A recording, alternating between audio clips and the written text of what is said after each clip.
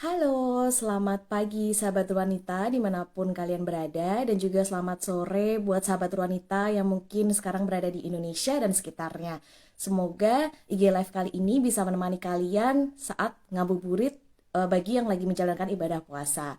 Baik, perkenalkan saya Atika dari Timur Wanita yang akan memandu diskusi dan obrolan pada Sabtu ini terkait dengan topik Hari Kartini yang mungkin baru beberapa hari lalu ya dirayakan, yaitu tanggal 21 April.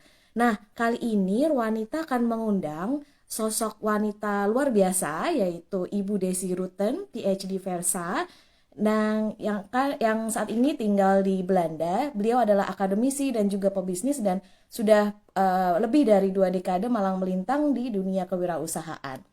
Baik, halo, selamat datang bagi sahabat wanita yang baru join. Saya akan undang dulu ya Ibu Desi.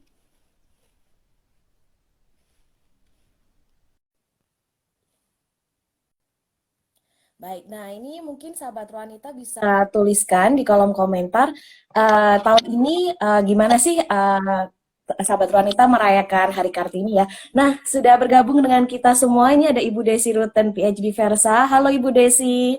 Halo, Assalamualaikum. Waalaikumsalam, semoga sehat selalu ya Ibu. Amin. Nah, baik. Mungkin sahabat wanita yang pada bulan Februari lalu mengikuti acara webinar dari wanita dengan Kemi Turki mungkin udah mengenal nih sosok Ibu Desi. Tapi bagi yang belum nih, baru yang join.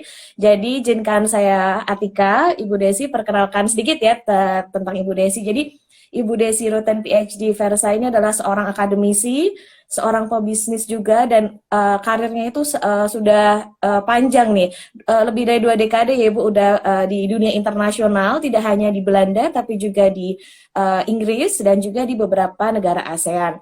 Nah, Ibu Desi ini sangat ahlinya nih dalam bidang wirausaha, kemudian juga strategic management dan juga tentang finansial dan keuangan seperti itu. Nah, Ibu Desi pada Sabtu pagi ini kita akan ngobrol nih Bu tentang Hari Kartini ya yang dirayakan beberapa hari lalu yaitu tanggal 21 April gitu.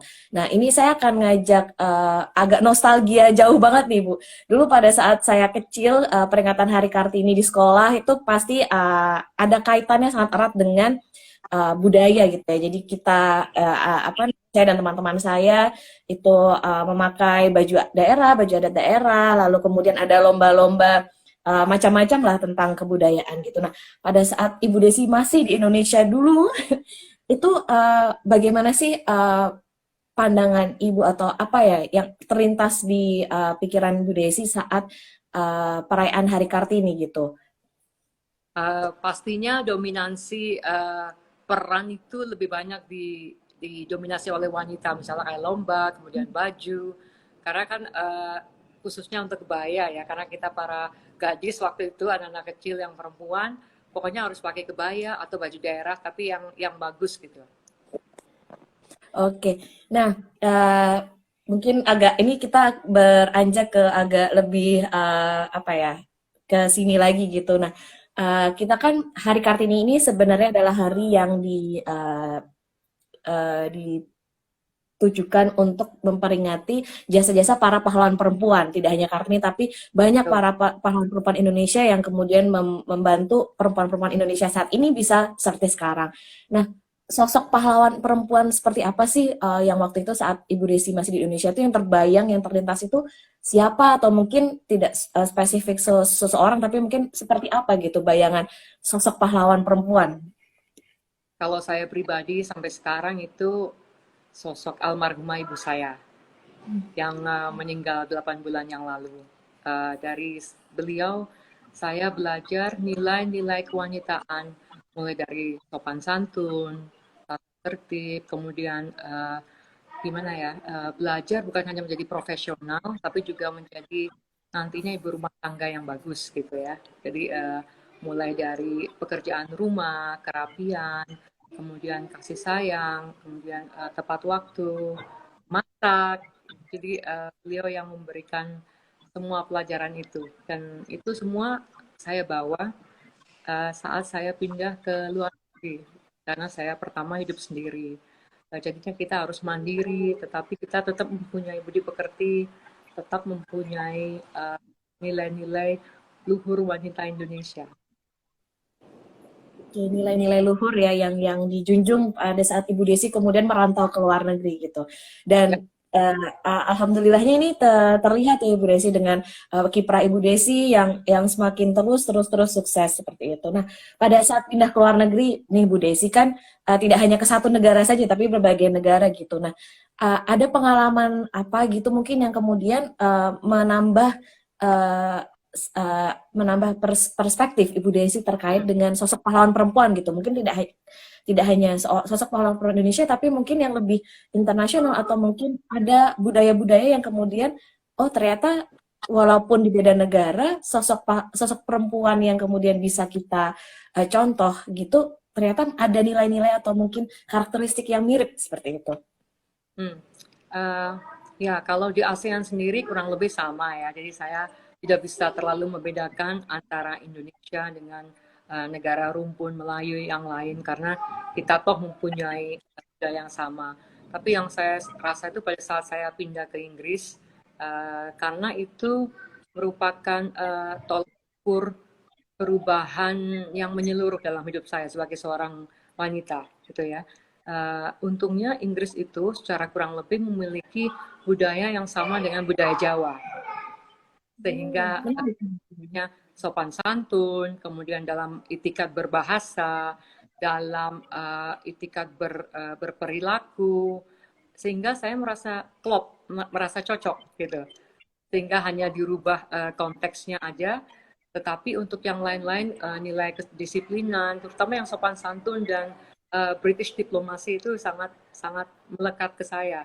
Padahal sebelumnya saya sudah mendapatkan dari adat Jawa, kemudian bekerja dengan Japanese multinational enterprise ya, di mana nilai-nilai disiplin itu harus bagus. Itu yang saya merasa wow, berarti apa yang saya pelajari dari Indonesia, saya kembangkan dari ASEAN, itu lebih dipacu dan disuburkan lagi ketika saya hidup sendiri di Inggris. Untuk yang lain mungkin saya juga agak lebih merasa termotivasi karena saya melihat di Eropa, terutama pada saat itu masih di Inggris belum ke Schengen countries, mereka lebih independen dalam cara berbicara, bergaul, kemudian berpikiran maju untuk mencapai karir atau mencapai cita-cita, semuanya sama. Asalkan kita tahu batas-batas seorang wanita dan hak dan kewajiban. Karena semua orang itu pasti sama. Cuma misalnya seperti ini, maaf, misalnya yang gender laki-laki nggak bisa dong melahirkan, tapi bisa menjadi ayah asuh atau bisa mempunyai peran yang lain dalam lingkungan keluarga. Karena itu memang hak mutlak dari seorang wanita ya. Jadi seperti itu, apapun bisa kita capai. Di Eropa itu saya melihat terbuka sekali. Makanya kalau kita melihat Ibu kita Kartini itu kan surat-suratnya kepada Menteri Abedanon itu ya, itu merasa terbuka sekali jendelanya karena pada saat itu liberalisasi dan kebangkitan wanita sudah ada di Eropa gitu ya. Sehingga pendidikan itu Anda bisa mencapai pendidikan setinggi apapun. Dan pendidikan kalau saya boleh bilang tidak harus melalui formal, tapi juga informal, kursus atau terus belajar, never stop learning gitu ya. Kemudian yang penting sekali itu yang saya belajar di Inggris maupun di Eropa saat ini, Belanda maupun di negara Jerman yang lain, itu adalah kemandirian secara finansial. Karena kalau saya melihat kemandirian finansial ini masih sedikit di Indonesia, walaupun sekarang sudah banyak, tapi saya tetap melihat ini merupakan salah satu kendala bagi seorang wanita untuk mencapai cita-citanya, sehingga masih tergantung dengan pasangannya ataupun yang lain. Nah, makanya kewirausahaan bisa masuk ke situ sebagai salah satu cara untuk mencapai kemandirian finansial atau ekonomi. Kalau Anda belajar ekonomi, oikos dan nomos itu dua kata dari Yunani ya. Artinya ilmu ekonomi itu ilmu mengatur rumah tangga. Entah itu rumah tangga di dalam keluarga sebagai satu unit yang terkecil, maupun di masyarakat, maupun di perusahaan, maupun di negara. Itulah ilmu ekonomi. Nah, Nah, kita sebagai wanita, kita terapkan dulu ke diri saya sendiri. Misalnya pada waktu itu ya, saya membuat budgeting untuk saya sendiri, kemudian keluarga, kemudian berkarir, dan sampai sekarang dipercaya misalnya untuk amanah di perusahaan dan lain-lain. Itu ilmu ekonomi kita terapkan dari hal yang kecil sendiri. Ya, Oke, baik. Terima kasih nih atas sharingnya Bu Desi. Kalau saya boleh ambil ini ya sarinya gitu bahwa bentuk kemandirian, bentuk emansipasi wanita itu bentuknya mulai dari hal yang terkecil, mulai dari diri sendiri, yang ya, kemudian bisa kita terapkan kemudian ke keluarga terdekat, betul. kemudian ke dunia, ke lingkungan yang lebih besar seperti itu. Ya, Dan tadi juga Ibu Desi berbicara tentang kewirausahaan. Ini kan pada saat pandemi kemarin memang kewirausahaan ini menjadi salah satu penolong nih kan ya Bu Desi bagi warga Indonesia juga, terutama mungkin bagi perempuan-perempuan Indonesia untuk kemudian bisa survive menghadapi tantangan pandemi. Nah, bagaimana Bu Desi melihat mungkin prospek wirausahaan mungkin bagi Eropa sendiri ataupun di Indonesia gitu yang mungkin skalanya kecil ya karena kemarin pada saat pandemi belum bisa berkembang sebegitu besarnya jadi mereka mulai dari yang skala kecil bagaimana nih kemudian nanti prospeknya ketika pandemi ini udah menjadi tantangan yang bisa dibilang reguler ya sampai kita belum tahu nih kapan terselesaikannya gitu. Nah, mungkin ada prospek seperti apa ini Bu Desi kira-kira untuk di hmm, dunia wirausaha sendiri? hmm. Kalau saya melihat itu hidup itu harus penuh dengan keoptimisan. Karena kalau kita sendiri nggak optimis, kita melihatnya sebagai suatu halangan, ya berarti kita sudah nggak bisa maju lagi gitu. Diem, stuck gitu ya. Tapi kalau kita, oke, ini ada tantangan, terus bagaimana kita menyiapkan peluang dari situ. Nah, untuk kewirausahaan, itu kalau boleh saya secara kritis, saya ingin bertanya apakah Anda itu ada di Indonesia atau ada di luar negeri. Dan di luar negeri pun itu luas, apakah itu di Amerika, di Eropa, di Asia, di mana wilayah geografinya. Kenapa? Karena faktor izin, faktor lokal, faktor resource, istilahnya semua elemen dari kewirausahaan itu dari satu negara dengan negara yang lain berbeda. Tetapi inti dari jiwa dari kewirausahaan itu, wirausaha kan dari bahasa Prancis entrepreneurship gitu ya. Artinya kita bisa memberdayakan diri keluar. Itu intinya tetap sama yaitu kita berusaha mandiri, swasembada, swadesi itu ya. Jadi kalau saya menurut saya kalau di Indonesia itu positif banget karena izinnya tidak serumit yang di luar negeri dan pasarnya udah langsung jelas. Cuma kita pandai nggak memilih fokus suatu segmen, dilihat barang apa, jasa yang akan diberikan itu apa, kemudian modalnya seperti apa. Modalnya tidak bisa meminta dari bank atau tidak bisa meminta dari sendiri, juga banyak non-financial from banking institution, misalnya dari crowdfunding ataupun dari yang lain ya. Itu nanti chapter lain kalau misalnya bicara masalah Ya. finansial atau kredit gitu ya.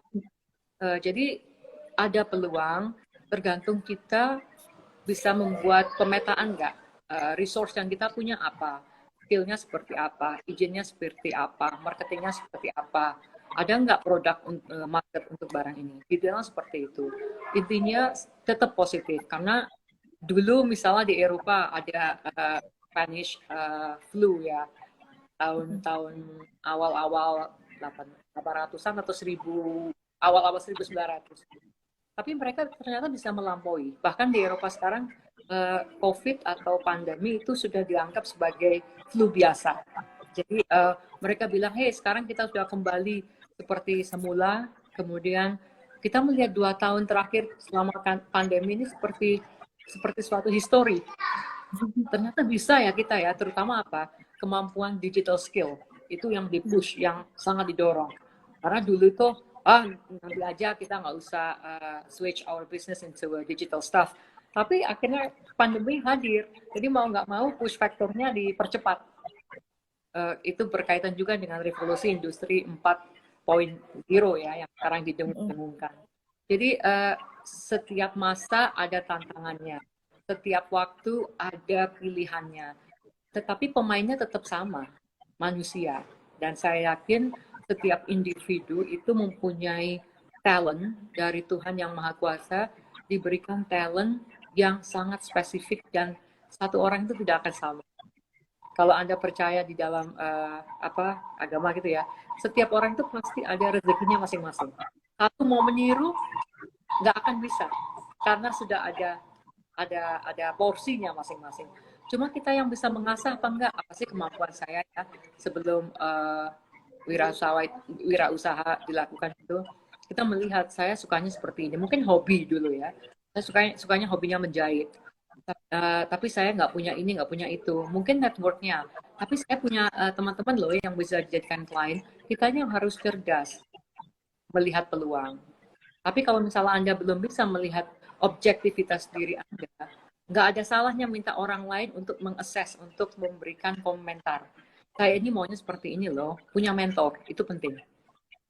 Karena mentor itu bisa memberikan objektivitas, tapi milih mentor yang betul. Karena kadang mentornya juga malah ngejeblosin. Wah, nanti kalau dia saya mentorin, saya disayin nih. Nah, jadi pilih-pilih semua itu serba selektif. Sehingga apa yang kita lakukan step by step, nggak usah terlalu cepat. Buat aja business plan yang kecil-kecil, mulai dari HR-nya seperti apa. Oh, saya sendiri operasional seperti apa, itu meliputi transport, kemudian value chain, packaging, dan lain. Marketingnya seperti apa, fokus market yang mau saya target apa, besar, kecil, mulai dari kompleks, atau mulai dari review ini, kemudian produknya apa, produknya harus spesifik banget, itu produk bentuk nyata atau jasa, itu harus jelas. Nah, kalau yang di luar negeri perlu saya tambahkan pastinya izin usaha. Izin usaha ini akan berkaitan dengan pajak. Dan sebagai warga negara yang tinggal di suatu negara, di Eropa mempunyai sistem yang beda-beda gitu ya. Tapi intinya Anda tidak bisa mengelak dari pajak dan izin usaha. Jangan sampai usaha Anda menjadi gelap karena urusannya repot. Saya rasa seperti itu, Mbak. Oke, baik. Terima kasih Bu Desi ini atas sharingnya. Nah, Bu Desi tadi juga menyebutkan menyentuh topik tentang digital skill gitu ya. Nah, ini saya membacakan ada pertanyaan dari salah satu sahabat wanita, Suara Puan 2022. Bagaimana perempuan Indonesia untuk belajar cepat dunia digital, terutama terkait untuk mensupport kewirausahaan gitu ya. Dan mungkin saya boleh tambahkan lagi nih karena tadi saya juga punya pertanyaan tentang belajar ya Bu, belajar. Ini kan Kartini ini juga dikenal sebagai sosok scholars gitu ya, yang kemudian akhirnya membuka pintu dia berkorespondensi dengan sahabat-sahabat dia yang ada di luar negeri seperti itu, yang kemudian menginspirasi adanya buku Habis Gelap Terbitlah Terang seperti itu. Nah, ini mungkin Bu Desi, ini kan pandemi tidak hanya mengenai atau mendampak bagi kaum muda juga, tapi juga yang mungkin sudah berumur, yang mungkin merasa bahwa aduh, saya bukan lagi usia sekolah nih gitu kan, yang mungkin butuh motivasi tambahan gitu untuk kemudian belajar, karena tadi di era sekarang ini belajar tidak harus formal melalui sekolah, tapi juga bisa informal di dunia lewat online juga. Sekarang banyak provider-provider yang menyediakan jasa untuk sharing ilmu seperti itu. Nah, mungkin selain tadi untuk cara bagaimana belajar cepat terkait dengan dunia digital kewirausahaan, mungkin juga motivasi boleh ya untuk yang usia yang mungkin sudah merasa bahwa aduh, saya bukan usia sekolah lagi dan sebagainya, karena tadi bahwa sebenarnya peluang itu terbuka untuk siapa aja, tidak terbatas pada gender dan juga tidak terbatas pada usia dan lokasi geografis. Untuk pertanyaan yang pertama, belajar cepat. Mungkin saya koreksi sebentar. Sesuatu itu mempunyai proses. Tidak ada sesuatu yang instan. Meskipun itu Anda membuat mie instan cepat dibandingkan membuat mie yang tradisional gitu ya. Mungkin saya koreksi, bukan belajar cepat, tapi belajar smart, belajar pintar. Ya. Dan itu terutama yang berhubungan dengan digital kewirausahaan, langsung aja fokus ke marketing. Semua marketing itu digital marketing. Apalagi platformnya di Indonesia sudah banyak. Ada IG, ada Facebook, ada WhatsApp, semuanya udah jalan saya rasa. Terutama juga link-link untuk e-commerce-nya juga jalan. pembayarannya juga jalan, sehingga itu sangat membantu bagi Anda. Untuk yang free, maaf, sebenarnya ilmu itu sebenarnya bisa dapat free ya, tapi jangan biasakan untuk mempunyai mentalitas free. Karena sesuatu yang berharga, quality, itu ada price-nya. Entah itu waktu yang Anda tuangkan, atau itu tenaga. Jadi tidak ada sesuatu yang gratis gitu ya. Tapi bagi Anda yang memang punya keterbatasan finansial source untuk belajar lagi, misalnya di Google, itu banyak juga program-program sertifikasi online untuk marketing digital. Ataupun Anda belajar secara otodidak, gimana sih menggunakan Facebook yang benar, gimana sih menggunakan IG yang benar. Itu misalnya Anda punya satu favorit, ikuti aja favoritnya tuh. Yang dilakukan apa sih?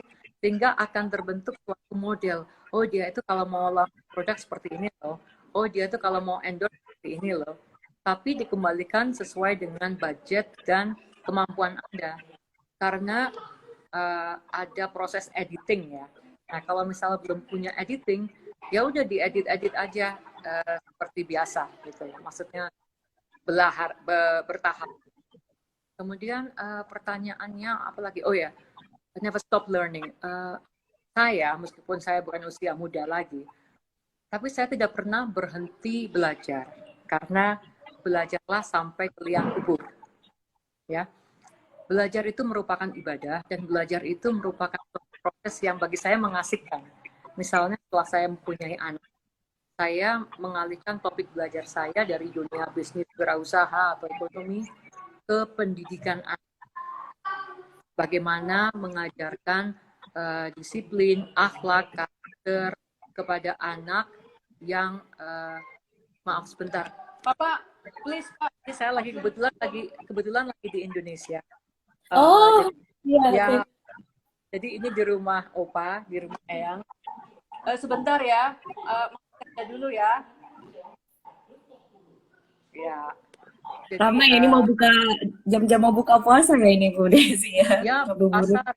Kemarin kan bordernya dibuka, nggak ada karantina. Ah, Sehingga oke, saya iya, iya. ke Indonesia untuk mengunjungi makam almarhumah ibu saya yang tertunda selama 8 bulan kurang lebih. Nah, kembali lagi ke proses belajar. Itu kita mungkin mencari suatu subjek lain. Misalnya, kalau bagi saya ya, pendidikan anak itu penting. Saya nggak ngerti dan nggak ada istilahnya sekolah atau universitas untuk menjadi good parents, menjadi parents yang baik gitu. Itu proses belajar sampai sekarang, learning process ya. Itu belajar seperti itu. Kemudian kalau yang formal, saya tetap mengasah digital marketing saya. Setiap tahun itu saya punya budget khusus untuk mengambil kursus lagi. Karena saya rasa sosial media itu terus berkembang. Sehingga saya terus mengambil kursus setiap tahunnya, terutama dari London Business School ataupun beberapa sekolah standar chartered marketing di UK. Jadi Anda nggak usah ajeng please ya. Udah nggak apa-apa, it's okay. Jadi bagi saya mungkin belajarnya bukan hanya bidang yang ada di sekolah dulu, tapi pengembangan diri.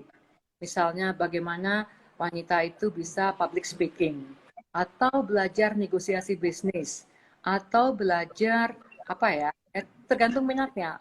Saya juga suka berkebun, sehingga saya belajar berkebun, belajar sendiri. Nggak harus semuanya itu ke sekolah, biasanya otodidak, trial and error gitu.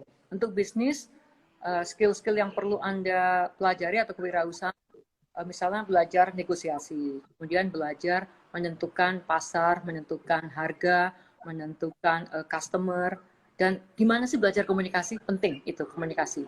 Kita kembali ke ibu kita ini, mengapa beliau bisa mencapai koresponden sampai ke Belanda, bahkan di negara-negara lain, karena kemampuan bahasa, kemampuan komunikasi. Bahasa itu penting. Kalau kita udah bisa menguasai bahasa daerah, bahasa nasional kita, bahasa Inggris, tambahlah satu lagi bahasa.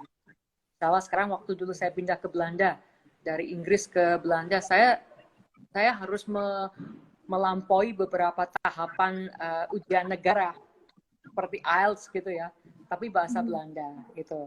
Sehingga nggak ada salahnya bahasa itu akhirnya saya gunakan untuk kegiatan akademisi saya sehari-hari, ataupun bermasyarakat, ataupun bersosialisasi, dan berbisnis. Jadi nggak ada salahnya, nothing is useless. Apapun yang Anda pelajari, tergantung niat baiknya, dan itu insya Allah akan berguna. Jadi komunikasi itu penting ya, karena bagi marketing itu how to convince your customer kalau Anda nggak bisa menjual dengan baik. Dan juga berdialog dengan partner bisnis Anda, misalnya untuk mencapai suatu deal-deal. Nah, itu yang digunakan oleh Kartini pada zaman bahula, belum ada zaman baby boom, milenial atau generasi Z sekarang. Itu beliau sudah berpikiran panjang bahwa bahasa itu adalah salah satu tonggak untuk mensupport wanita supaya bisa lebih mandiri. Sehingga kita nggak tergantung, dia bisa membaca buku apapun. Dan itu saya lihat dari anak saya bekali dia setidaknya 3 bahasa, bahasa Inggris, bahasa Belanda, bahasa Indonesia. Sehingga kalau dia keluar, saya bilang, kelas itu bukan hanya di sekolah. Kelas itu bisa di alam, bisa di keluarga, bisa di sosial, dimanapun itu kamu belajar. Sehingga dengan mempunyai kemampuan dasar komunikasi, bahasa itu ya, dia bisa menyerap ilmu lain yang mungkin anak-anak Belanda sendiri belum tahu, karena scientific language itu kan English. Sehingga dia langsung bisa menyerap Discovery Channel ataupun program-program edukatif untuk anak-anak gitu. Dan saya itu penting itu.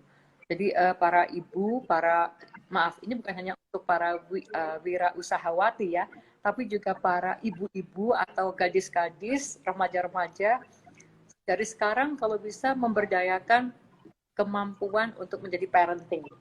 Sehingga pada saatnya nanti Anda udah siap, karena nggak kaget ya. Aduh, sekarang saya mempunyai amanah putra atau putri. Apa yang harus saya lakukan? Itu belajar terus. Terutama komunikasi, cognitive skill ya, cara berpikir, mindset, dan yang paling penting pembelajaran karakter.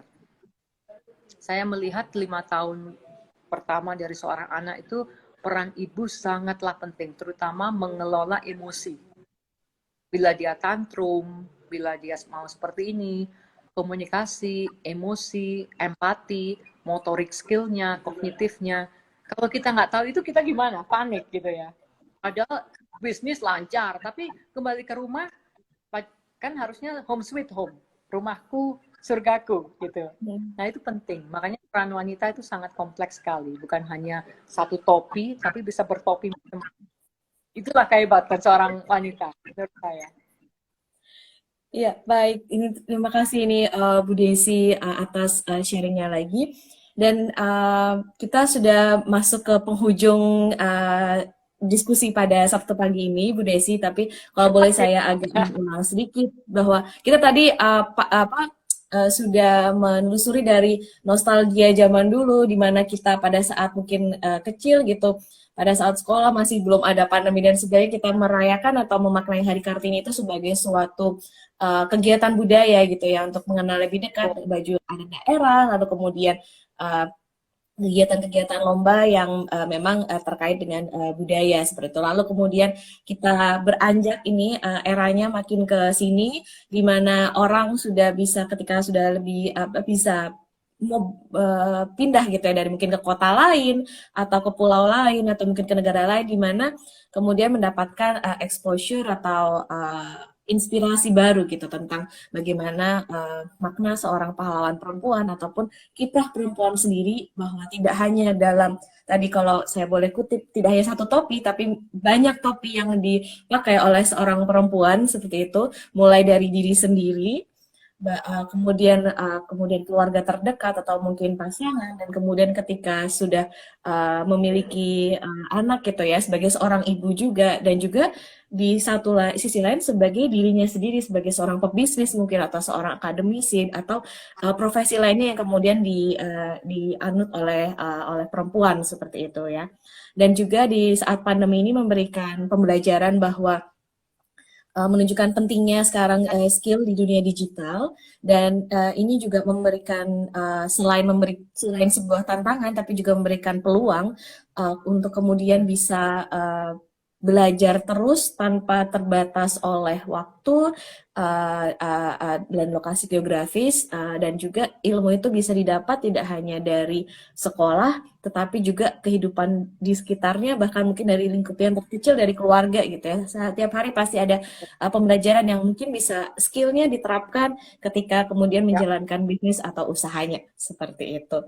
Baik, terima kasih kepada sahabat wanita yang udah join bersama saya dan Ibu Desi selama 30 menit ini. Dan juga Ibu Desi terima kasih sekali telah meluangkan waktunya untuk wanita dan juga sahabat wanita. Semoga sahabat wanita bisa terinspirasi oleh obrolan kita pada Sabtu ini dan juga selamat menunaikan ibadah puasa bagi yang menjalankan dan semoga untuk yang di Indonesia selamat menjelang berbuka puasa juga dan selamat ngabuburit. Baik, terima kasih sahabat wanita. Jangan lupa untuk follow akun Instagram Ruanita @ruanita.indonesia untuk keep update terkait dengan acara-acara atau kegiatan wanita dan juga kami baru saja meluncurkan program baru yaitu podcast di bulan lalu. Jadi silahkan yang belum mendengarkan bisa disimak linknya semua ada di akun Instagram kami. Baik, terima kasih sahabat Ruanita, terima kasih Ibu Desi, semoga sehat selalu semuanya. Sampai ketemu di bulan depan. selamat sore waktu Indonesia. Assalamualaikum warahmatullahi wabarakatuh.